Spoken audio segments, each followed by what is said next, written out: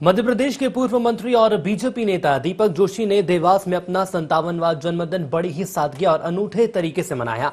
इस दौरान पार्टी कार्यकर्ताओं ने उन्हें गिफ्ट के तौर पर 58,000 कॉपियां और शिक्षण सामग्री भी दी, जिसे गरीब और जरूरतमंद बच्चों को देने की बात दीपक जोशी ने कही है। जोशी ने कहा कि उनके गुरु ने उन्हें इस तरह की शिक्षा दी थी जिस पर वो अमल कर रहे हैं। वहीं पूर्व मंत्री दीपक जोशी से खास बातचीत की हमारे संवाददाता एहतिशाम कुरैशी ने। आज 13 जून है, यानी कि जो है भारतीय जनता पार्टी के जो एक सीनियर लीडर है और मध्य प्रदेश शासन में पूर्व मंत्री रह चुके दीपक जोशी का आज जन्मदिन है। हम अगर बात करें कि जन्मदिन की खुशियों की, तो जन्मदिन तो कई लोग मनाते हैं, लेकिन पूर्व मंत्री दीपक जोशी बड़े ही अनूठे तरीके से जो है अपना जन्मदिन हर साल मनाते हैं।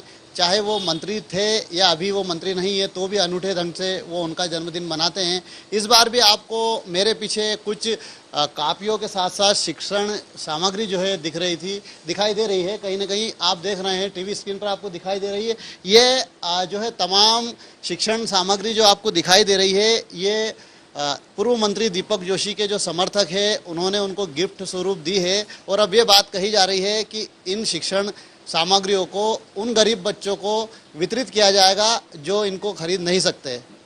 पूर्व मंत्री दीपक जोशी हमारे साथ हैं, हम उनसे बात करेंगे। आपका जो है आज जन्मदिन है, आपको हमारी ओर से बधाई।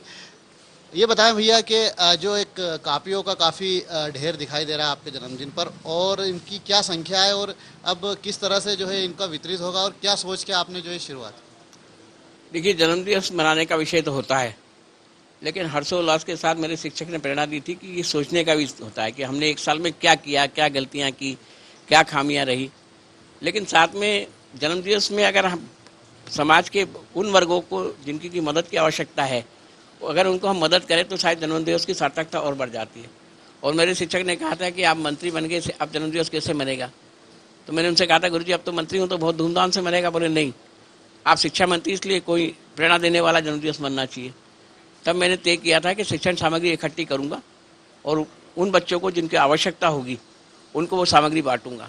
और तभी से तय किया कि हमारे सरकारी स्कूलों में हम किताबें मुफ्त देते हैं, कापियाँ नहीं देते। इस नाते से बच्चों को कापियों के कारण भी अक्सर पैसे के कारण दिक्कत जाती है, तो मैंने तय किया कि हम कापियाँ इकट्ठी करेंगे और बच्चों को बांटेंगे। तब से सतत ये सिलसिला चल रहा है।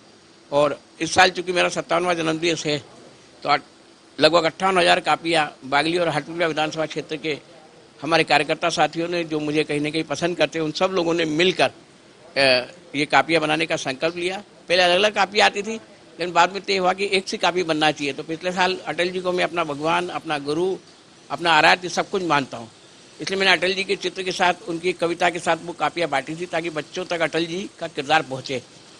पिछले साल मेरे पिताजी का स्वर्गवास हुआ था।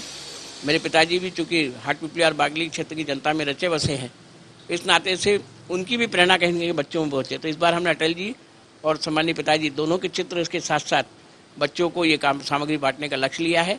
और हमारी कोशिश ये है कि जन्मदिवस के साथ साथ एक सार्थकता का संदेश कहीं ना कहीं समाज में जाना चाहिए, वो देने का हम प्रयत्न कर रहे हैं।